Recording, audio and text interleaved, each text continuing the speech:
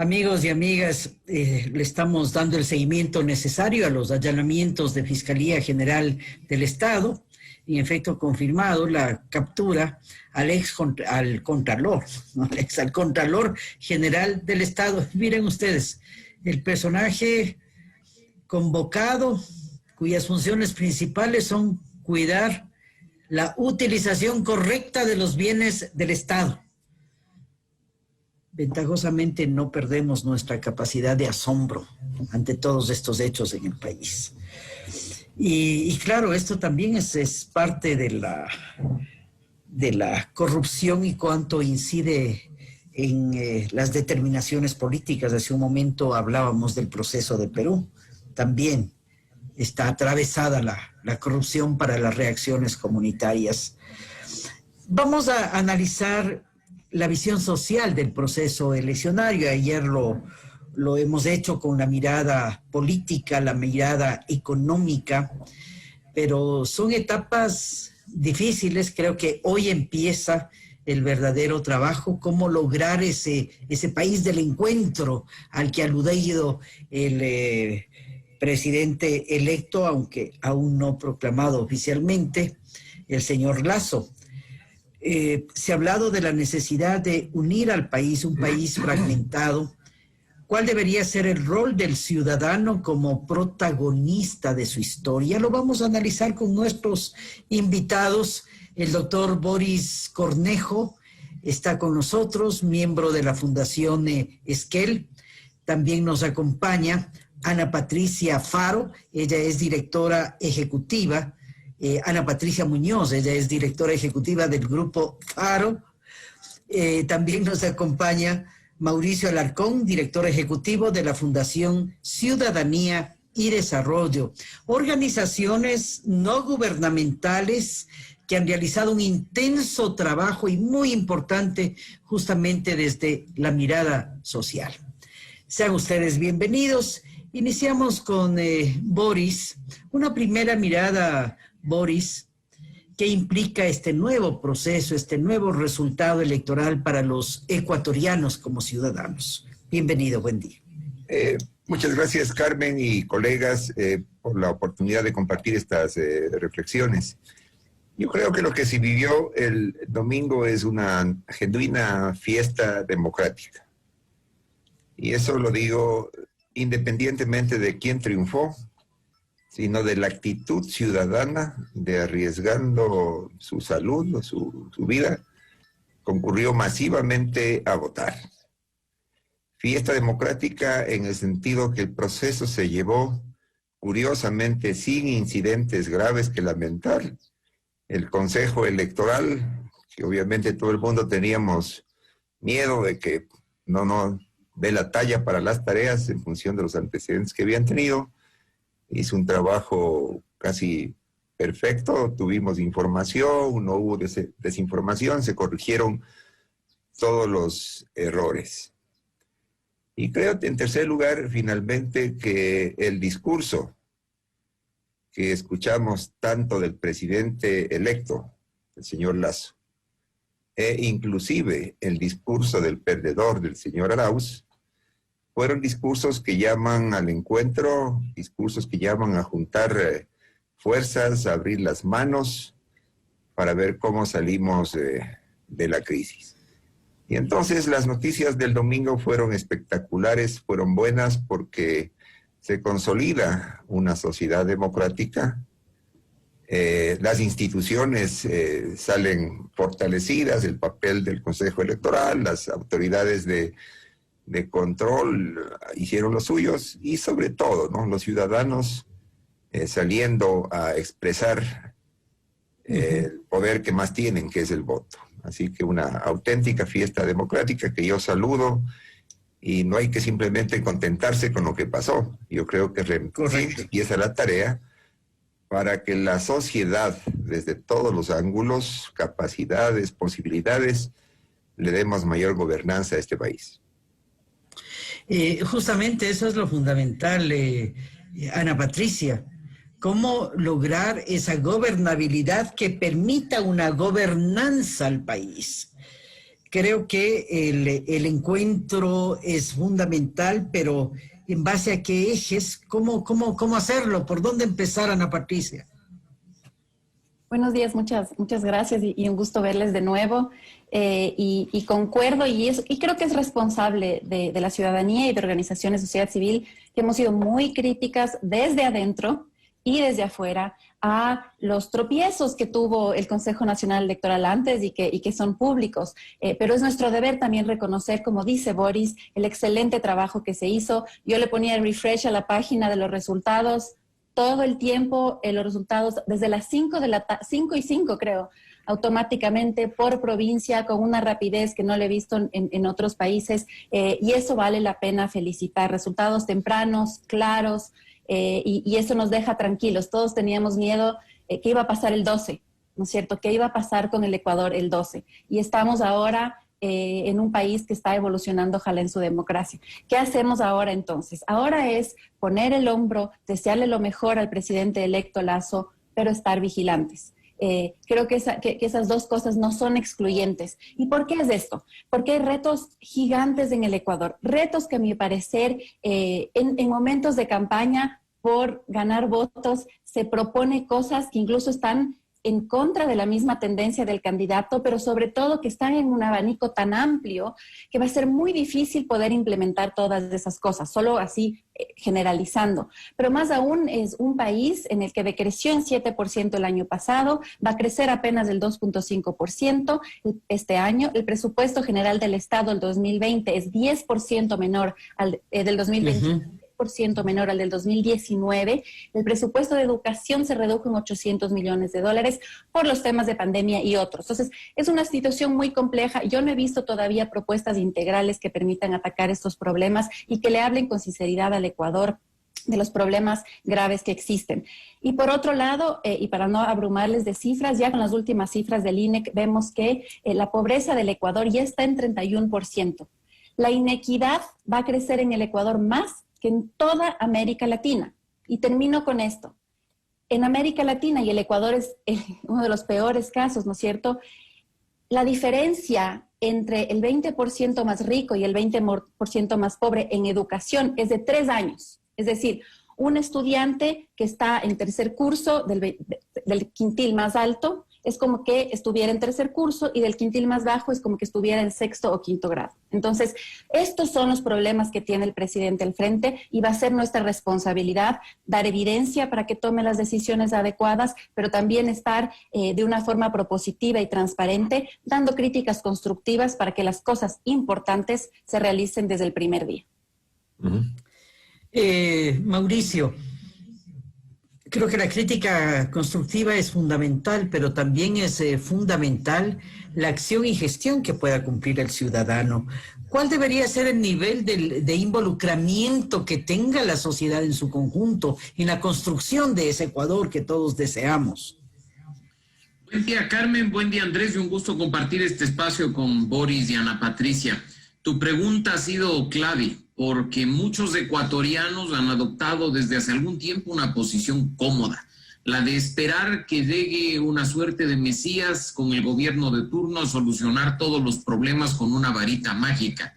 Y es necesario recordar que en Ecuador no solo tenemos una democracia representativa, que se limita a procesos electorales cada 2 o cada 4 años, sino también una democracia participativa, en la que todos y cada uno de nosotros tenemos que estar involucrados de principio a fin mientras se realiza la gestión de lo público. Herramientas de participación ciudadana las hay, herramientas de control social son varias. En este momento lo más importante es que tengamos claro que en el contexto de este discurso de unidad mencionado por los dos candidatos, el electo y el perdedor, tenemos que sumar esfuerzos para superar una crisis económica, una crisis laboral, una crisis social, una crisis de inseguridad que está afectando seriamente la vida diaria de todos. Si es que esperamos y dejamos todo en manos de los políticos, no habremos logrado mucho durante estos nuevos 4 años que están a punto de iniciar. La mejor prueba de lo que puede lograr la ciudadanía, a propósito de tu introducción, Carmen, precisamente la estamos viendo ahora. Cuando a pesar de estar en condiciones adversas y de recibir la crítica incluso de nuestros propios aliados, algunos nos aventuramos a observar lo que hacía el dichoso Consejo Transitorio y advertíamos lo que era simplemente sacar a unos para poner a otros. Las consecuencias las hemos visto en la madrugada.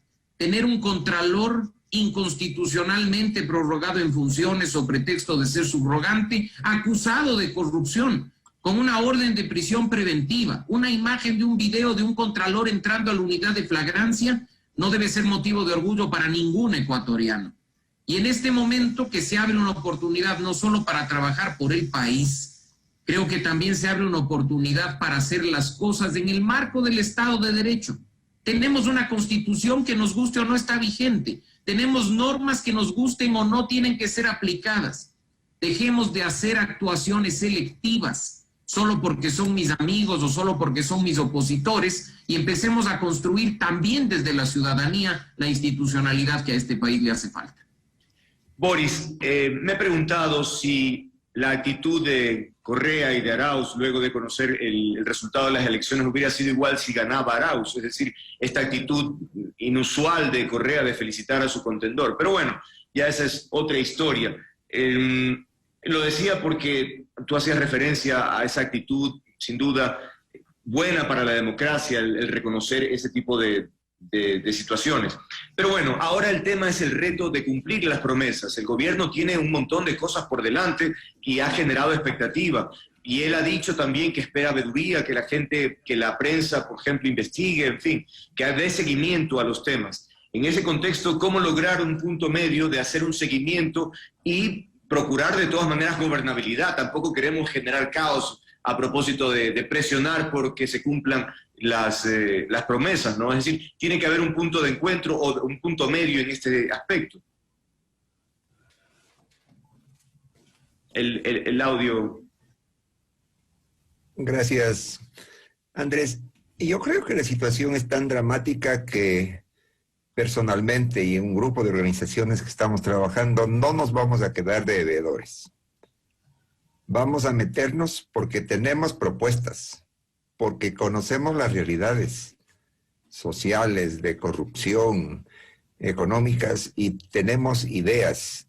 No queremos cogobernar, pero sí queremos como ciudadanía organizada decir, miran, estas cosas se saben, estas son las propuestas, esto es posible, esto no son quimeras, y a ver cómo es que logramos salir entre todos de la situación. Sería lamentable que la ciudadanía o las organizaciones nos pongamos en el plano de veedores, de juzgadores terribles, de analistas críticos, ¿no? No digo que eso deba dejarse de lado, pero también que hay que meterle el hombro a salir adelante. ¿A qué me estoy refiriendo en concreto? Hay iniciativas que hemos empujado desde distintos frentes, con Mauricio, con Ana Patricia, con otros colegas, decenas, centenas de organizaciones que estamos con esas tesis. Y hay una, por ejemplo, que es ni un paso atrás en cuestión de libertades. No podemos, por más que el régimen sea cual fuese, ir hacia atrás. Tenemos necesidad de opinar, necesidad de organizarnos, necesidad de usar todos los mecanismos que la Constitución nos da para ejercer nuestras libertades. Segundo, hay que meterle el hombro de manera urgente y desde cualquier trinchera, de cualquier posibilidad al tema de la crisis sanitaria. Si no hay un plan de vacunas organizado, si es que no apoyamos a que efectivamente se consolide un gobierno en el sector de la salud, no va a haber recuperación económica. Mis colegas economistas dicen que la principal medida económica hoy día es la vacuna, porque la gente está muriendo de hambre, los chicos no están yendo a las escuelas y eso es terriblemente crítico. Tercero, hay que ver cómo se hace con el tema del empleo y educación. Dos derechos por un lado, pero dos necesidades urgentes de la población. ¿Cómo hacemos, digo yo, ¿no?, para asegurar que el Internet esté disponible para todo el mundo? ¿Cómo hacemos para que los profesores de las pequeñas escuelitas tengan las capacidades de dar una clase virtual mientras la situación sanitaria se resuelve? Ese es un tema de inversiones, es un tema de tecnología. Y es un tema que toda la sociedad, hay muchos de nosotros que hemos trabajado en educación y sabemos qué es lo que debería hacerse. Y una cosa que ha sido siempre preocupación de los ciudadanos, ¿no es cierto? Y que creo que hoy día nos da la oportunidad para decirlo con todas sus letras. Hay que apoyar el trabajo de las autoridades de control. Hay que ayudar firmemente, decididamente, el trabajo de la señora fiscal. Yo creo que esa es una tarea que tiene que ser empoderada. Las instituciones están para hacer eso. Caiga quien caiga. Y ahí pues hay organizaciones, ciudadanos que se han jugado, y esa es una tarea que no podemos permitir que algunas mafias que están en el país y que son nacionales e internacionales obstaculicen el trabajo de la justicia. Y ahí los ciudadanos sí tenemos que hacer manifestaciones permanentes y tenemos ideas, herramientas, formas para... Esa es la gobernanza del país. De esa manera podemos hacer.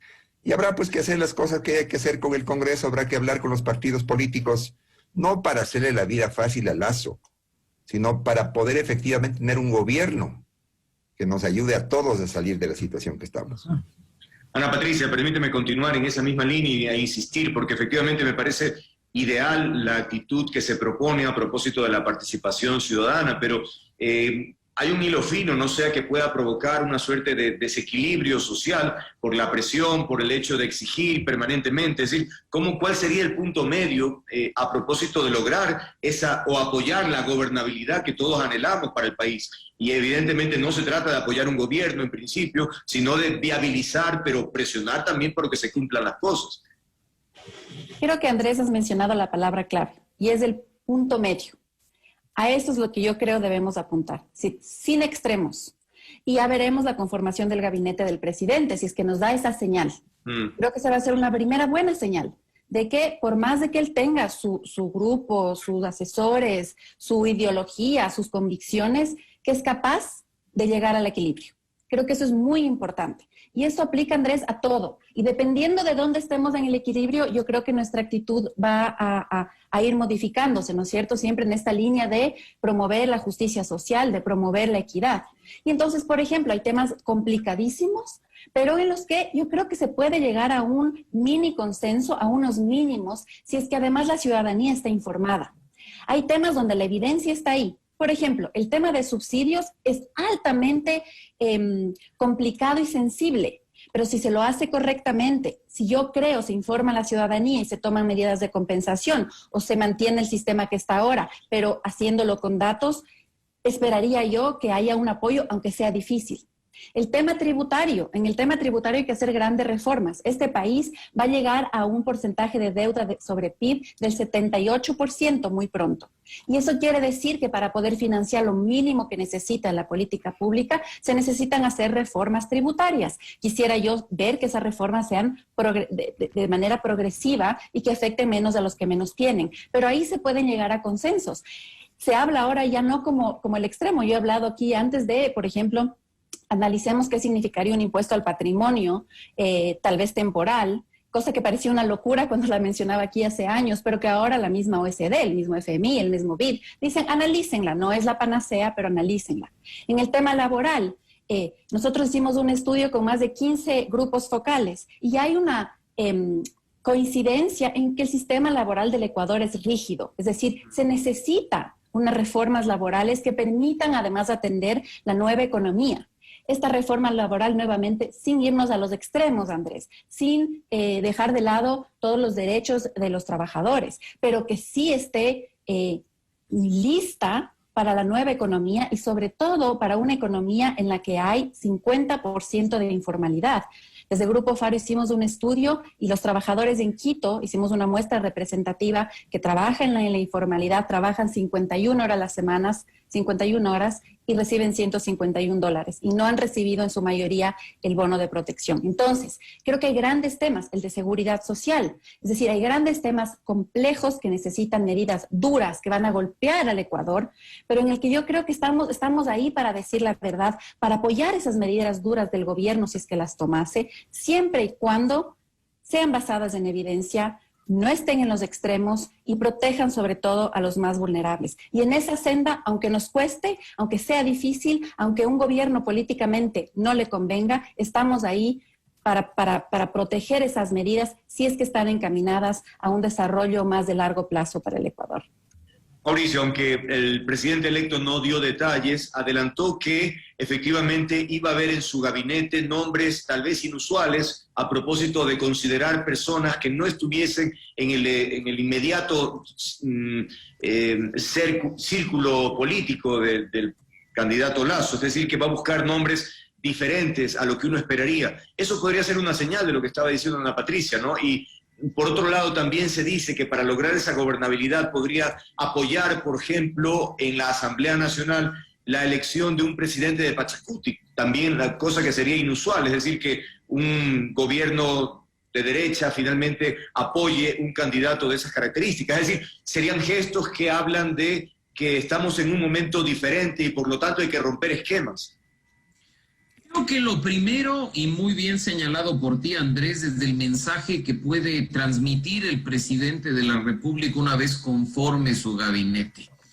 No se trata de poner a los mejores amigos, ni se trata de repartir los cargos en función de tu organización política. 14 años ya vimos incluso ese bendito juego del baile de las idas, en el que al ministro de Gobierno lo pasabas de Energía, al ministro de Energía lo pasabas a la Secretaría General y de la Secretaría General terminaba de embajador.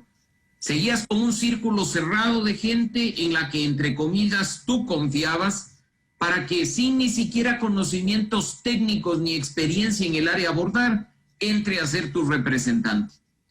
Frente al Ministerio de Educación, gente que no entendía de educación, frente al Ministerio de Energía, gente que no entendía de energía. Eso no podemos permitir en estos 4 años, Andrés. Ojalá haya, como digo, una señal clara de apertura a la unidad, y ya no a la unidad política únicamente, sino a la unidad de la ciudadanía, poniendo en esos puestos que son claves para superar la crisis a personas por sus conocimientos, su formación y su experiencia, más allá de su membrete político, por supuesto. Tendrán que tener alguna afinidad con el presidente, recordemos que su equipo, pero no hay que quedarse únicamente en esa burbuja que precisamente es la que le dio un mal resultado durante la primera vuelta al señor Lasso. En segundo punto, tú mencionas otro tema que lo vamos a ver en cuestión de un mes. La elección de las autoridades de la Asamblea Nacional. El día 14 de mayo, como ustedes saben, se instalará la sesión preliminar, la primera sesión de la Asamblea Nacional, con 3 personas dirigiéndola. Los 3 asambleístas más votados, Pierina Correa, Salvador Quispe y Vilma Andrade, para designar a los miembros del CAL y dar forma a lo que será la Asamblea durante los próximos 2 años. Más allá de un mensaje derecha e izquierda, o derecha o izquierda, el punto de partida es un reconocimiento a que la organización política que accede al Ejecutivo no tiene ni el 10% de representación en la Asamblea para tener una bancada propia. Son 12 legisladores de 137 los que pertenecen a Creo. Ya el día de ayer escuchábamos que vuelven a las conversaciones y a los acuerdos con el Partido Social Cristiano para crear un bloque que podría tener 31 legisladores. Pero aún estos son insuficientes para poder hacer algo interior de la Asamblea Nacional. Con eso, ni siquiera puedes lograr la mayoría simple en una sesión instalada con la mayoría mínima de miembros de la Asamblea. Vas a tener que sentarte a conversar con Pachacutic, con la Izquierda Democrática, con el propio bloque correísta y hasta con aquellos 13 legisladores que quedan fluctuando por haber llegado por movimientos locales o partidos y movimientos pequeños. ¿Qué oportunidad tiene la Asamblea, al igual que el presidente con el gabinete, de formar un CAL que no sea producto de una aplanadora, de una componenda o de un amarre? No se trata de que porque yo fui el más votado me merezco la presidencia de la Asamblea. Eso estaba en la Constitución del 98, la vigente no existe más.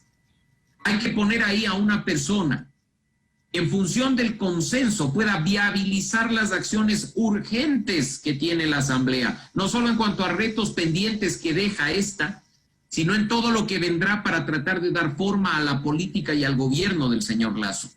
Si Salvador Quispe es esa autoridad, en buena hora, que presida la Asamblea. Pero si no lo es, que dejando por un momento de lado los intereses particulares, al menos para la conformación del CAL, las organizaciones políticas entren en conciencia de que el país no necesita más repartos y más negociaciones por debajo de la mesa. Que se conforme la Asamblea Nacional por estos 2 primeros años de la mejor manera posible para recuperar esa credibilidad y esa confianza que hoy día está en los suelos.